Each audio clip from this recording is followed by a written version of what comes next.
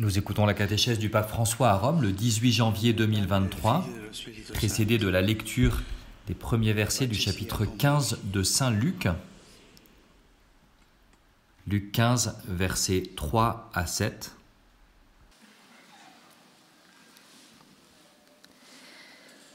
De l'Évangile selon saint Luc.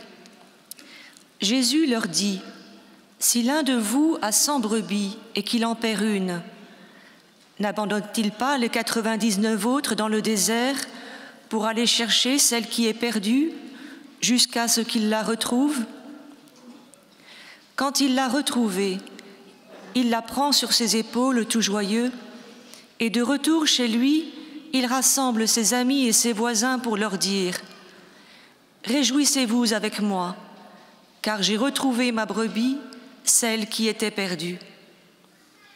Je vous le dis, c'est ainsi qu'il y aura de la joie dans le ciel pour un seul pécheur qui se convertit, plus que pour 99 justes qui n'ont pas besoin de conversion. Parole du Seigneur. Et la parole du pape maintenant. Frères et sœurs, bonjour et bienvenue à tous. Mercredi dernier, nous avons débuté un cycle de catéchèse sur la passion d'évangéliser, c'est-à-dire sur le zèle apostolique qui doit animer l'Église et tout chrétien. Aujourd'hui, nous regardons le modèle indépassable de l'annonce, Jésus. L'évangile du jour de Noël le définissait Verbe de Dieu, parole de Dieu. Le fait qu'il soit le Verbe, la parole, nous indique un aspect essentiel de Jésus. Il est toujours en relation, en sortie, jamais isolé, toujours en relation, en sortie.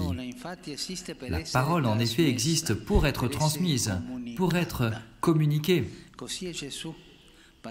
Et voilà comment est Jésus. Il est la parole éternelle du Père qui nous est adressée, qui nous est communiquée.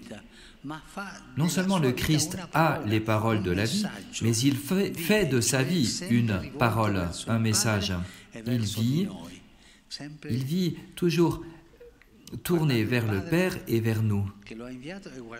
Il est toujours en train de regarder le Père qu'il a envoyé et en train de nous regarder, nous, vers qui il a été envoyé. Si nous regardons ces journées décrites dans les évangiles, nous voyons qu'à la première place se trouve l'intimité avec le Père, la prière. Et c'est pourquoi Jésus se lève tôt quand il est encore sombre et il se rend dans des endroits déserts pour prier, pour parler avec le Père. Toutes les décisions et les choix les plus importants, il les prend après avoir prié.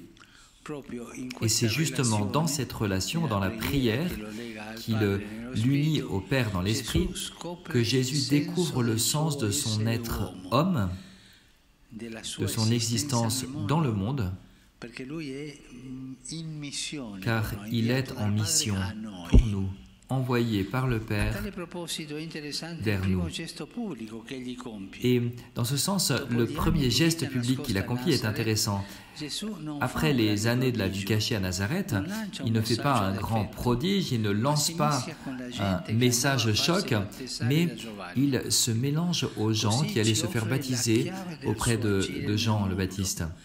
Et voilà, il offre la clé de son action dans le monde, se donner pour les pécheurs, se rendre solidaire à notre égard sans distance, dans un partage total de sa vie. En effet, en parlant de sa mission, il dira plus tard qu'il n'est pas venu pour être servi, mais pour servir et pour donner sa propre vie. Chaque jour après la prière, Jésus consacre toute sa journée à l'annonce du règne de Dieu. Il la consacre aux personnes et surtout aux plus pauvres et aux plus faibles, aux pécheurs et aux malades. Jésus est en contact avec le Père dans la prière et ensuite en contact avec toutes les personnes pour la mission, la catéchèse, pour enseigner le chemin du royaume de Dieu. Et si nous voulons représenter avec une image son style de vie, nous n'avons pas de difficulté à la trouver. C'est Jésus lui-même qui nous la propose, nous l'avons entendu. Dans le texte biblique, il parle de lui-même comme du bon pasteur. Celui qui, je cite ces mots, donne sa propre vie pour les brebis. Voilà Jésus. En effet, être berger, être pasteur n'était pas seulement un métier qui demandait du temps et de l'engagement, c'était une vraie manière de vivre. 24 heures par jour, il fallait vivre avec le troupeau, l'accompagner, dormir au milieu des brebis, prendre soin de chacune des brebis les plus faibles. Et Jésus, en d'autres termes, ne se limite pas à faire quelque chose pour nous, il donne tout, il donne sa vie pour nous. Son cœur est un cœur pastoral. Il est pasteur berger au milieu de nous tous. En effet, pour résumer en un mot l'action de l'Église, on utilise souvent le terme pastoral. Et pour évaluer notre pastoral, il nous faut nous confronter avec le modèle, c'est-à-dire nous confronter avec Jésus, bon pasteur, bon berger. Et nous pouvons donc nous poser la question, est-ce que nous l'imitons en nous abreuvant aux sources de la prière pour que notre cœur soit en harmonie avec le sien? L'intimité avec lui est, comme le suggérait le beau livre de l'abbé Chotard, L'âme de tout apostolat, Jésus lui-même l'a dit clairement à ses disciples, « Sans moi, vous ne pouvez rien faire ». Si l'on est avec Jésus, on découvre que son cœur pastoral bat toujours pour ceux qui sont perdus, ceux qui sont loin. Et notre cœur. Souvent, notre attitude vis-à-vis des personnes est un peu les personnes qui sont difficiles, qui nous posent problème. Alors nous disons, ouais, mais ça c'est son problème, elle n'a qu'à se débrouiller, il n'a qu'à se débrouiller. Mais Jésus n'a jamais dit cela, jamais. Il n'a jamais dit il n'a qu'à se débrouiller. Il est lui-même allé trouver les personnes marginalisées, les pécheurs. Et c'était l'accusation qu'on lui portait, d'être au milieu des pécheurs, parce qu'il portait justement aux pécheurs le salut de Dieu. Nous avons entendu la parabole de la brebis perdue dans le chapitre 15 de l'évangile de Luc. Jésus parle aussi de la pièce de monnaie perdue et du fils prodigue. Et si nous voulons nous entraîner dans le zèle apostolique, le chapitre 15 de Luc doit toujours être sous nos yeux. Lisez-le souvent. C'est là que nous pouvons comprendre ce qu'est le zèle apostolique.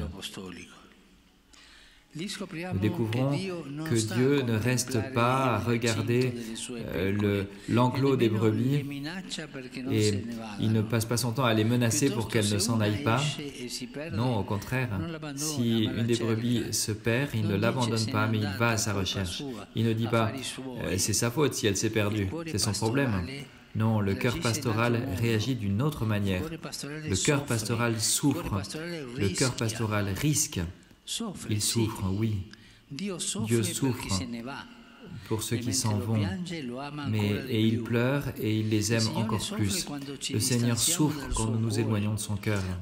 Il souffre de ceux qui ne connaissent pas la beauté de son amour et la chaleur de son étreinte. Mais en réponse à cette souffrance, il ne se renferme pas.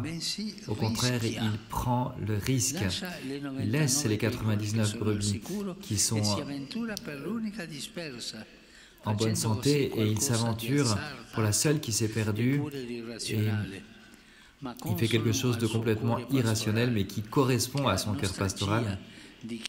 C'est le cœur qui sent de la nostalgie de ceux qui sont partis. La nostalgie vis-à-vis de ceux qui sont partis est toujours présente chez Jésus. Et quand nous entendons que l'un ou l'autre a laissé l'Église, a abandonné l'Église, qu'est-ce que nous disons? Eh bien, tant pis pour lui, il a qu'à se débrouiller. Non, Jésus nous apprend la nostalgie vis-à-vis de ceux qui sont partis. Jésus n'est pas en colère, il n'est pas plein de rancune, mais il a une nostalgie très forte vis-à-vis de nous. Et voilà le zèle de Dieu. Et alors je me pose la question, est-ce que nous avons des sentiments de ce type? Peut-être que nous voyons ceux qui ont abandonné le troupeau comme des adversaires ou des ennemis. C'est lui? Non, lui il est parti, il a perdu la foi, ça n'est plus que l'enfer qui l'attend et nous nous sentons tranquilles.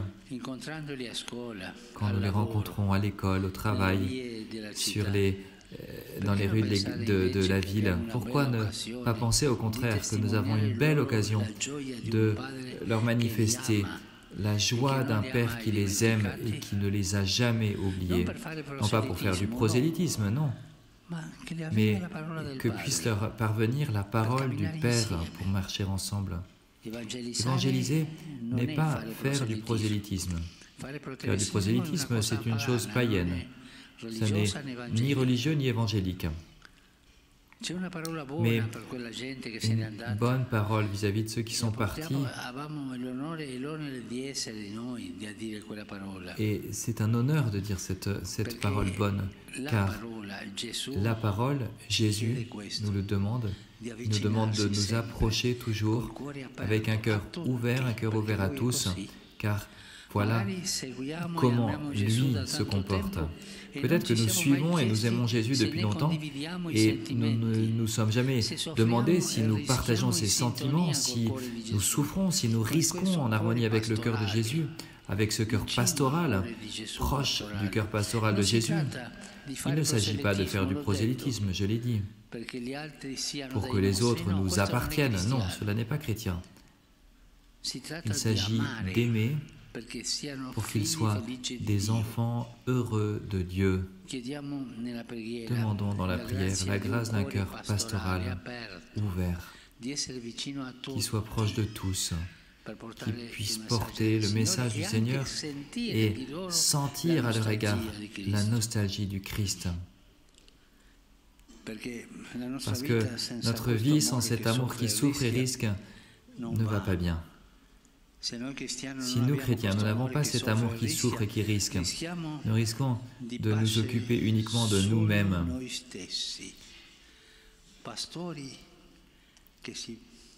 Des pasteurs qui sont pasteurs pour eux-mêmes uniquement, des bergers qui sont bergers pour eux-mêmes, qui, au lieu d'être les bergers du troupeau,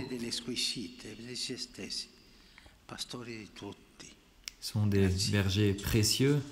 Non, il nous faut être les bergers de tous. Merci.